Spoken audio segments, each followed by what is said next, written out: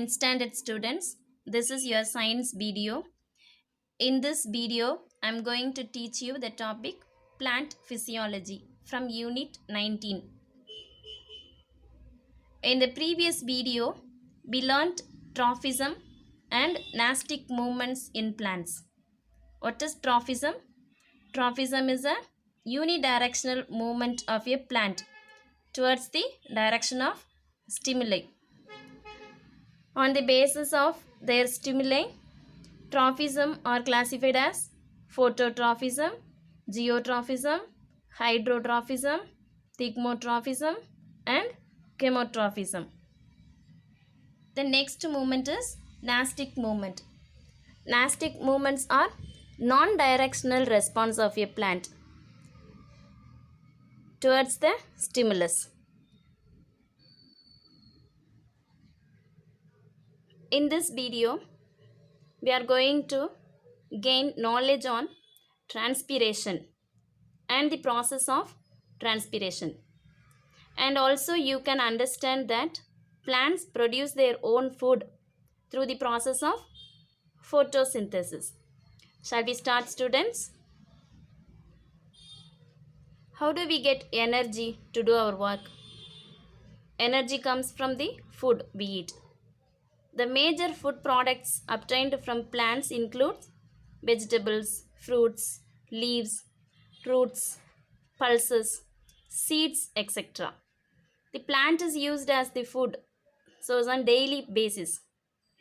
These food products are rich in carbohydrates, vitamins, proteins, etc. Also, plants provide oxygen to other animals. How are these plants a source of food?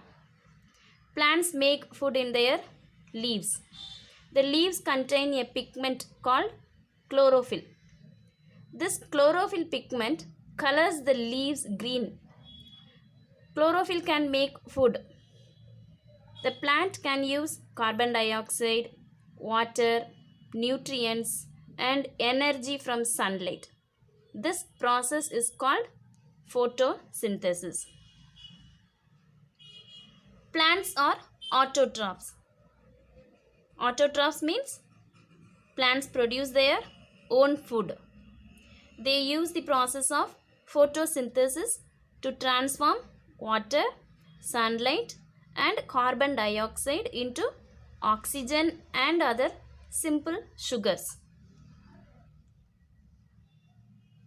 Photosynthesis is a compound word made up of photo and synthesis. Here, photo means light and synthesis means to build. So, plants absorb sunlight and turn solar energy into chemical energy. Students, can we define photosynthesis? Photosynthesis is the process in which green plants use sunlight to make their own food.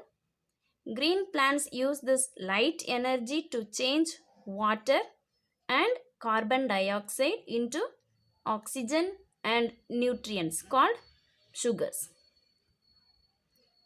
The formula associated with the process of photosynthesis is 6H2O plus 6CO2, that gives sugars C6H12O6 plus oxygen O2. The end products of photosynthesis are oxygen and carbohydrates such as sucrose and starch. Plants take in carbon dioxide for photosynthesis, but plants also need oxygen to carry on cellular respiration for its living. Now, let's know about the requirements for photosynthesis. To carry out photosynthesis, plants need 4 things. They are chlorophyll, light, water and carbon dioxide. The first ingredient is chlorophyll. Chloroplasts or organelles where the photosynthesis reaction occurs. These organelles located in the leaf and stem cells of plants. Chloroplasts contain a green pigment called chlorophyll. In chlorophyll, the most energy attaining processes of photosynthesis takes place. Light is the most important ingredient in photosynthesis. The chlorophyll inside the chloroplasts reacts to the light and creates electrons. The electrons produce ATP. ATP means adenosine triphosphate. This ATP is the energy currency of cells. The use of light is part of the photosynthesis process called the light dependent reaction. The another ingredient for photosynthesis is water. During the light dependent reactions, water molecules are split and creates electrons and oxygen. The carbon dioxide is the another requirement for photosynthesis. This carbon dioxide enters the leaves of the plant through small pores called stomata. The plant uses sunlight as energy to perform this chemical reaction. Photosynthesis separates carbon dioxide and water into their individual molecules and combines them into new products. The next important physiological process is transpiration. Like all living organisms, plants also require an excretory system to discharge excess water from their body. This process of elimination of excess water from the plant body is known as transpiration. This transpiration is generally the evaporation of water from the surface of the leaves. During the process of transpiration, water molecules in the plant tissues are removed from the aerial parts of the plants. Only a small amount of water absorbed by the plants. This water is utilized in growth and development. The rest of water is eliminated in the form of transpiration. The leaves have tiny pores called stomata. So water evaporates through these stomatal pores. Stomata consist of a pair of guard cells. In between these guard cells, there is an aperture. Aperture means opening. The aperture remains open during the daytime and is closed at night. The reason for the opening and closing of this structure is the turgidity of the guard cells.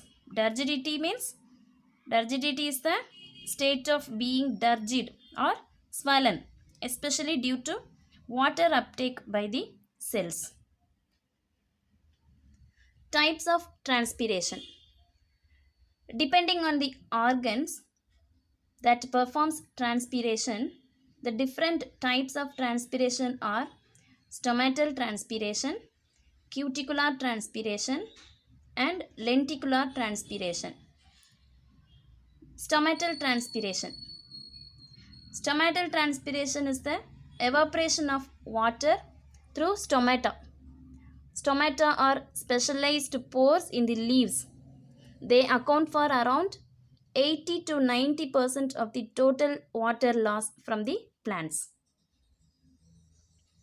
Cuticular transpiration. Cuticle is an impermeable covering present on the leaves and stem. It causes around 20% of transpiration in plants. Cuticular transpiration is lesser in xerophytes because they have thicker cuticles. Lenticular transpiration. It is the evaporation of water through lenticles. Lenticles are the tiny openings present on the woody stems and twigs as well as in other organs of the plants. Let's see the importance of transpiration. Transpiration creates a pull in leaves and stem. The evaporation of water from leaves generates a suction pull. The suction pull means the same that you produce when you suck water through a straw. This suction pull the water to great heights in the tall trees through capillary action. Transpiration creates an absorption force in roots. Transpiration process in plants creates a suction pressure which pulls up water from the xylem of the roots to the stem and then to the leaves. Whenever the xylem vessels lay empty, such as during the loss of water by transpiration, the water from below rises into them by a capillary force. Transpiration is necessary for continuous supply of minerals. Due to transpiration, mineral nutrients are absorbed by roots from the soil and then transported along with the water to the entire plant. And also, transpiration regulates the temperature of the plant. Plants lose water through transpiration. This loss of water reduces overheating and cools the leaves. This helps in regulating the temperature of the plant. The movement of gases in green plants or the gaseous exchange in plants is called diffusion, and it is regulated by the stomata. The exchange of oxygen and carbon dioxide in the leaf as well as the loss of water vapor in transpiration. These processes occurs through pores called stomata. You will learn more about respiration in plants in higher classes. Let's recall what we learned. Growth movement whose direction is determined by the direction of the stimulus is called trophism. Non-directional response of a plant part to stimulus is called nastic movement. The process by which plants prepare their food material is called photosynthesis. The loss of water in the form of water vapor from the aerial parts of the plant body is called transpiration. Stomata are minute opening on the leaves. Students, I hope you all understood about the topic plant physiology. We will meet in the next video. Thank you, students.